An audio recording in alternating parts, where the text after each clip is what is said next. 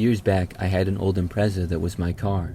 I got a new car, so I decided to sell the Impreza on Craigslist. This was before Facebook Marketplace was popular, and to me, Craigslist seemed like the best option for getting the most money I could for my car. If I traded it into a dealer or a dealership, I would probably get next to nothing, and I already had another car. So I took some pictures and then listed it online. The way Craigslist works, or at least worked back then, was you would create a simple listing and your phone number would be at the bottom. Anybody could contact you about what you were selling, either a text or a call. So the first few days after I made the listing, I wasn't getting much interest. The car was sort of old, but it worked fine and ran well. I thought that maybe the asking price was too high, but I kept the listing up and didn't change the price because I wasn't in a huge hurry to sell. I did get, I think it was 2 texts and 1 call, but each time they stopped responding pretty quick and never seemed that interested.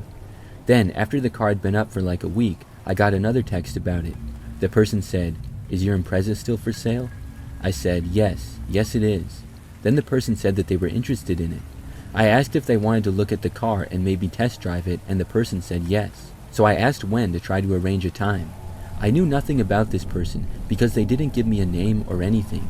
However, after I asked when they wanted to look at the car, they stopped responding. For several days, I got no texts at all. I was disappointed and figured that they just lost interest in the car for whatever reason. For the next few days after that, I got no texts or calls regarding the car. I was starting to forget about it because, like I said, I wasn't in a huge hurry to sell it. So now it was like a week after I had last heard from the person, or anybody else for that matter, about my car. I lived alone at the time in a smaller house that I was renting. It was nighttime, sort of late, about 10 o'clock, and I was in the living room. I got a text, and it was from the same person who had been texting with me about the car.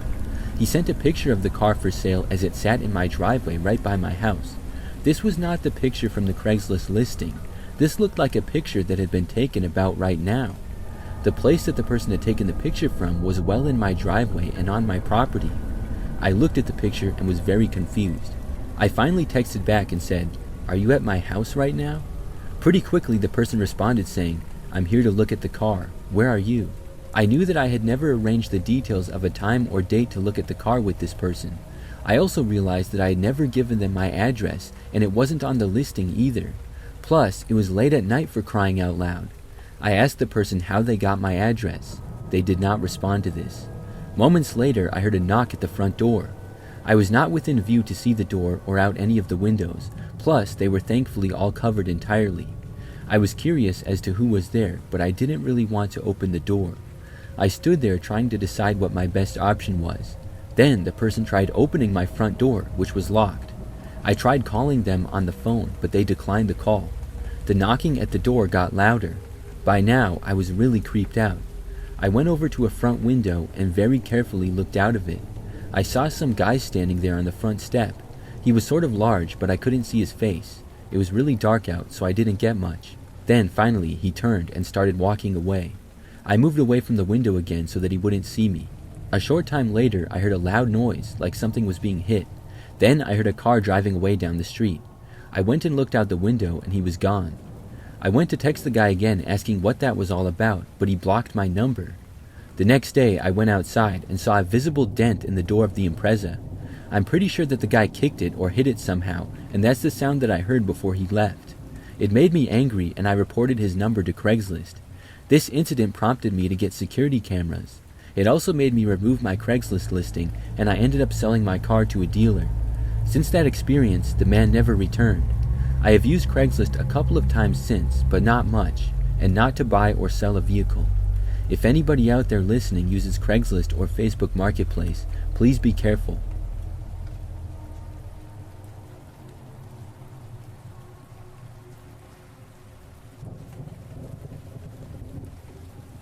This story takes place back when I was in college.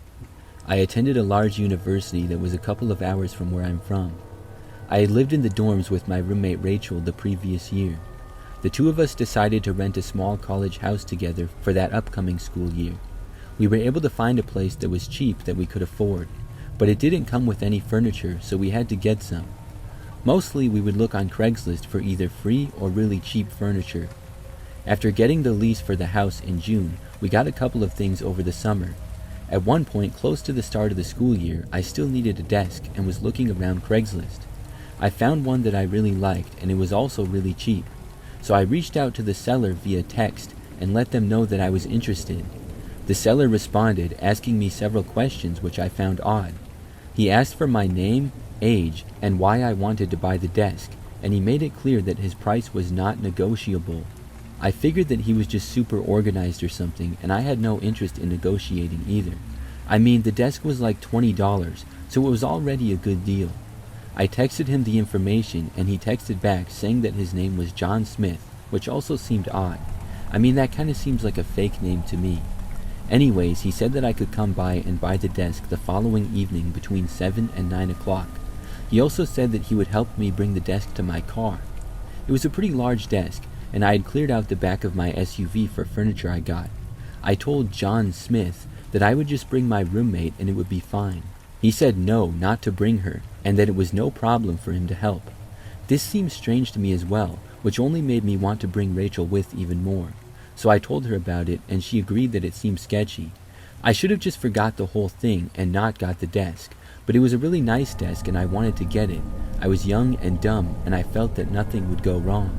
So the following evening, we drove to the address that was provided. We got there shortly after 7 o'clock, and it was a fairly average-looking neighborhood. It was maybe 10 minutes from campus and was pretty quiet, with many houses that had fairly large yards. I texted the owner, John Smith, that I was there. He told me to go inside the house and that the couch was inside. Rachel stayed in the car, and I told her that if I needed her help, I would let her know. I walked up to the front door and knocked. John Smith opened it and told me to come in. He appeared to be in his 60s, had a mustache and a sloppy-looking beard, and smelled like cigarettes and beer. I walked inside the house and was inside of the living room.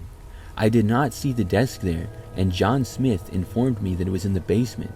This made me want to leave immediately. If he knew he was selling it, why would he not at least bring it upstairs? I was annoyed but said okay. He claimed that he was sorry and that he just forgot to bring it upstairs. He said that he also needed help bringing it up the stairs. So against my better judgment, I followed him over to the basement door. He opened it and it revealed a staircase going down to an unfinished basement. It was really dark down there with not much light at all. This only made me more nervous. The man started walking down the stairs and I followed him.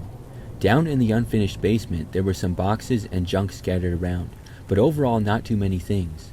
When we got to the bottom of the stairs, we then walked a little ways into the basement. I looked around, and finally I spotted the desk that I was buying. It was completely backed against a corner of the basement far away.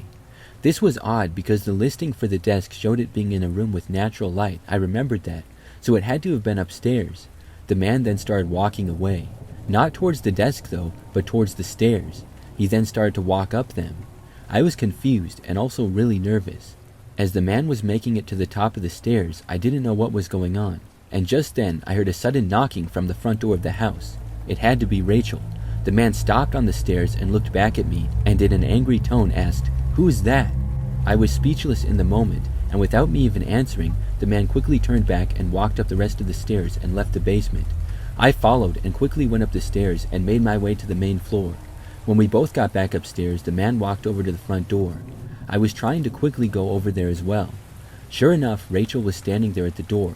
She was still knocking on it, and knocking rather loudly. The man opened up the door and angrily asked her who she was and what she wanted. Without letting her respond, he told her to leave. Rachel said she was my roommate, and I walked over and went past the guy. He angrily yelled at me and said that I was supposed to come alone. I didn't want to argue with the guy or anything. I just quickly walked past him, and Rachel and I then ran through the guy's yard and back to the car. He was yelling and cursing at us the whole time. Then we left and drove back home. By the time we returned, the Craigslist listing was deleted. I still made a report to Craigslist about him though.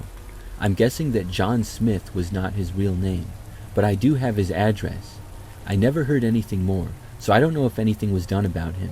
I guess technically he didn't commit any crime, but it was sure as sketchy as can be. The fact that he wanted me to come alone was a major red flag.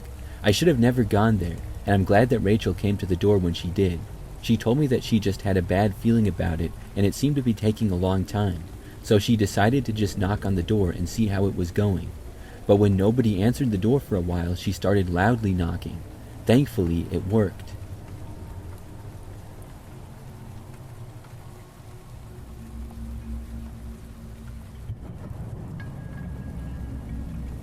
When I was 18 years old, I was living with my parents and it was the summertime.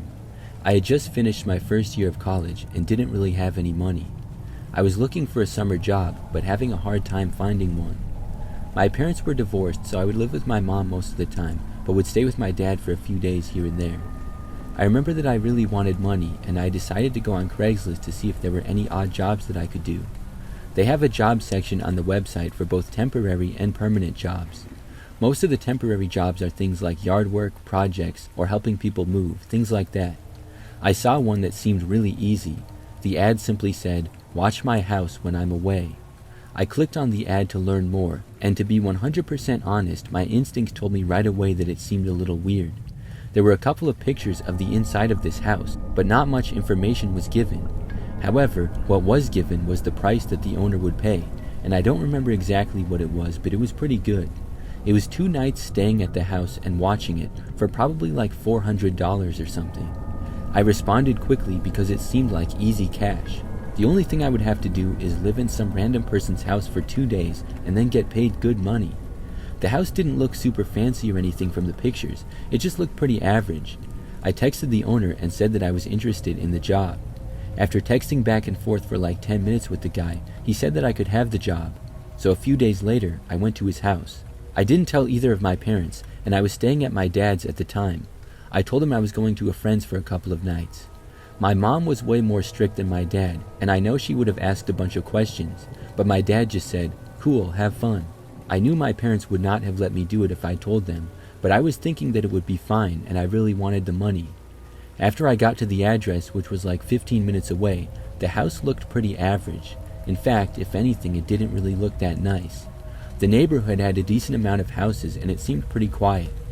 I knocked on the door and a man answered whose name was Jerry.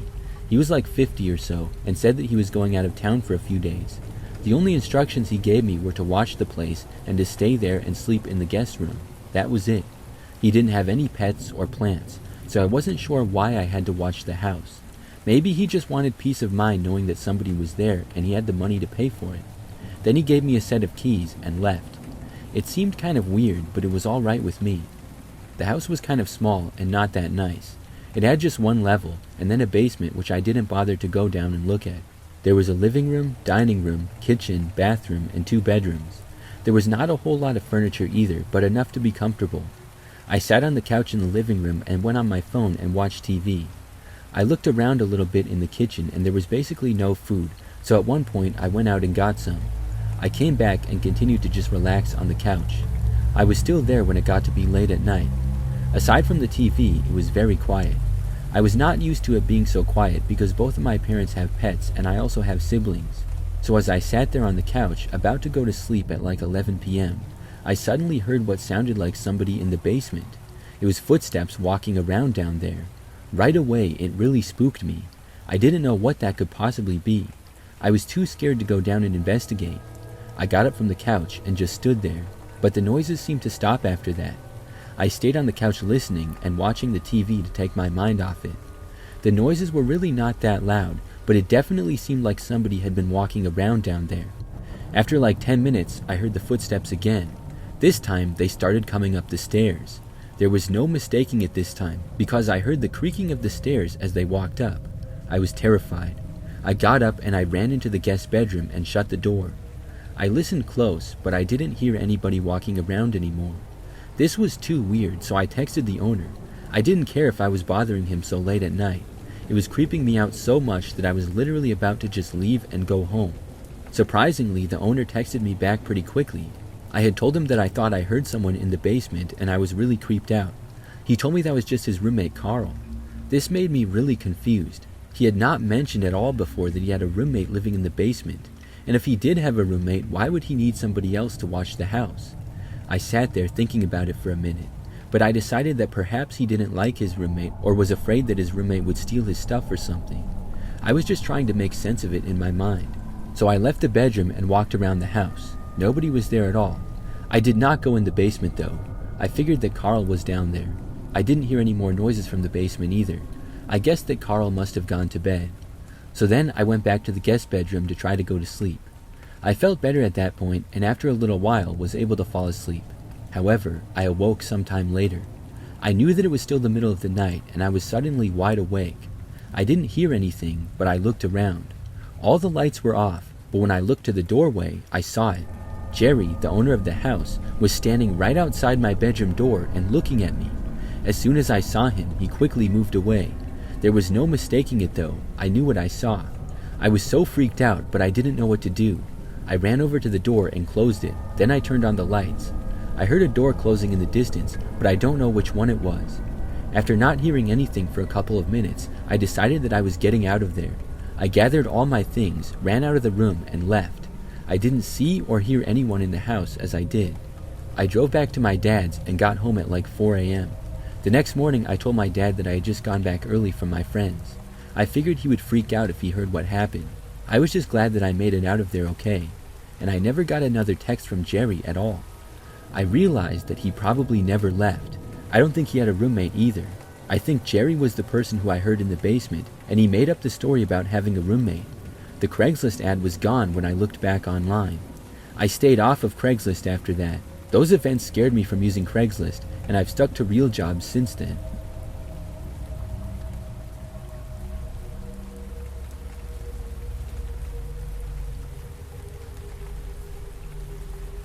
A couple of years ago, I was looking for a new car. I looked on Craigslist because I feel that they usually have the best deals. You have to shop around and look for sometimes a couple of weeks, but eventually you can get a great deal. So I found one car that I thought might work for me. The price was good and everything in the ad seemed legit. It wasn't an eye-popping great deal or anything, but it seemed like a very reasonable listing. I texted the owner and said that I was interested. We met up one of the next days. I think we met in a store parking lot somewhere nearby. So after looking at the car, I wanted to take a test drive to make sure that it drove well. The owner was this guy, I think his name was like Jeff or Jordan or something with a J. But anyways, he was tall, kind of thin, had glasses and really dark hair. He asked if I wanted to go for a test drive, but then he wouldn't let me drive it. I went around to go to the driver's side and he told me no and told me to go to the passenger seat. So I went around and got in there, and I guess that he wanted to show me that the car ran well. However, he didn't want me to drive it for some reason. So we left the parking lot and began driving down the road. I figured maybe he was just overprotective about his stuff. But this guy started to drive really far away. At first, I didn't realize because I was trying to pay attention to how the car ran. I was more concerned that he might be trying to scam me or something because he wasn't letting me drive. Soon though, we had been driving for like 10 minutes at least, and he hadn't turned around or anything. He seemed like he knew where he was going. Like he wasn't just casually driving around and making random turns nearby the parking lot. He was pretty much just going straight down this one quiet road. We got farther and farther away, and he wasn't saying anything. I told him that we could go back now. The guy said that he wanted to show me how good the car was. I said, I can see it's good, you can take it back now. He said just 1 second, and then kept driving. We drove in silence for the next couple of minutes. After a while, I couldn't take it anymore, and I asked him to turn around, and he said just a minute again. I waited, and still nothing. This was starting to feel really sketchy. I told him that I wanted to go back now, and he completely ignored me. I didn't know what I could do though. He was driving way too fast to just jump out of the car, and I could not try to fight him. I'm a woman who's barely 5'2", and this guy was about 6 feet tall and probably a lot stronger. He turned at one point and went down another random road. This one was also very quiet, and then he kept driving down it. I took out my phone and had no signal. Thanks, T-Mobile. After driving for about another 5 minutes, I saw something up ahead. It was a police car on the right side of the road. I'm not sure if he was trying to pull over speeders or what, because there were no other cars or people nearby. It was just a cop parked on the side of the road. As we approached the cop, I knew that we were going to drive right past him. I tried to roll my window down, but just when it started to go down, it stopped. I realized that the guy driving had disabled my window. Then he rolled it all the way back up. We were getting closer to the cop. Right before we got to him, I started frantically waving to the cop like crazy. I hoped that he would notice. When I did, the guy driving told me to stop and started cursing at me. He tried to grab me and we swerved the car a little. After we drove past the cop, I looked in the mirror and saw the police car start to pull out. Then the blue lights went on. I felt a huge wave of relief. The guy driving asked me what was wrong with me and why I did that stuff. I told him that I just wanted to get out of there. The man pulled over and claimed that he did nothing wrong. But this so-called test drive had been going on for like 30 minutes, and a whole 20 minutes after I told him that I didn't want to go any further and to turn back. After pulling over, a police officer came out and approached us. He asked what was going on and why I was waving frantically and if everything was okay. The guy driving quickly started talking and said we were on a test drive and that I was acting crazy for no reason. I said that I just wanted to get out of the car and leave. The man said no. It's funny how suddenly now he was talking, but when I was asking him to turn around and stuff, he was either completely ignoring me and not talking at all, or just giving basic small responses. Anyways, the cop said that the man was not allowed to hold me against my will, and the guy finally let me out of the car at that point. I explained to the police officer what happened, and he ran the man's ID. Another police officer was called to the scene. In the end, they sadly ended up letting the man go. They gave me a ride back to my car though, and made sure he didn't follow me. Then I went back home. I reported the guy to Craigslist and haven't seen him since. I also haven't gone back on Craigslist since then.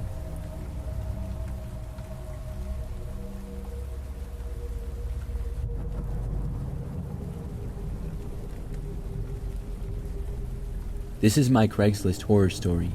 I wanted to buy a TV from there last year. I saw an ad for a nice TV that looked pretty new. It was an LG and the price was really good, a lot cheaper than you can get at the store. It was also a pretty new TV, and I figured that I would be getting a great bargain. So I reached out to the guy selling it and told him that I would buy it. He said okay and gave me his address and instructed me to come by the next night at 9 o'clock. It was cool with me, so I went over there the next evening. I arrived on time, and it was this sketchy neighborhood, but to be honest, mine isn't that much better, so I wasn't tripping or anything. I parked my car, got out, and walked up to the door and knocked. Within a minute, the door opened, and this dude with a t-shirt, jeans, and cap answered. I told him that I was there to buy the TV, and he let me in the house. He first asked for the money almost right away, which I had on me. I was about to give it to him, and I saw the TV sitting right there on the floor, but it was not the same TV from the ad. Most TVs look alike, so I was nearly fooled, but I've had quite a few TVs in my day, and I picked up on it. This one was slightly smaller than advertised, and it was also not the right brand. I was buying an LG, and I could see that this was some off-brand crap that probably didn't even work. If it did, the picture quality was probably terrible. I said, wait a minute, this isn't the right TV. I hoped that maybe the guy was selling multiple TVs and just got them mixed up, but he quickly said that this was the right TV and sounded almost angry. He told me to take it and started picking it up. I told him no, I don't want that cheap knockoff crap. The guy said a deal's a deal and started telling me to give him the money. I said no, the deal was for an LG, that's what was advertised. I then asked him straight up if he even had the LG TV that was advertised. The guy said that he didn't know what I was talking about and said this was the TV from the ad that he advertised the whole time. At that point, I just decided to leave. I told him he could scam somebody else and walked out the door.